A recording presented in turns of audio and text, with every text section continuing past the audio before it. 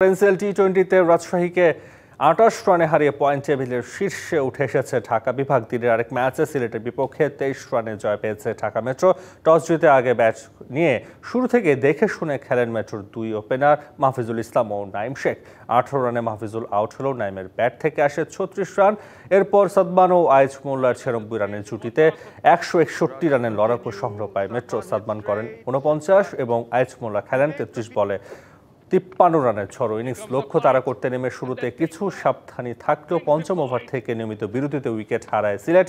কোনো ব্যাটারি পার করতে পারেনি ৩০ রানের কোটা। শেষ পর্যন্ত নির্ধারিত ওভারে ১৩৮-এর বেশি তুলতে পারেনি সিলেট। শহীদুল নিয়েছেন ৩ উইকেট। আরেক ম্যাচে রাজশাহীর বিপক্ষে ওপেনিং জুটিতে ৫০ রান তোলার পর নির্ধারিত ওভারে ১৫০ রানের বেশি তুলতে পারেনি ঢাকা।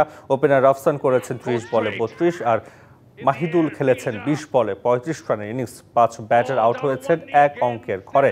লক্ষ্য তাড়া করতে নেমে ৫৪ রানে ৩ উইকেট হারায় রাজশাহী। দলের হয়ে সর্বোচ্চ ৩১ রান করেন মিডল অর্ডার ব্যাটার মেহরাব অহিন।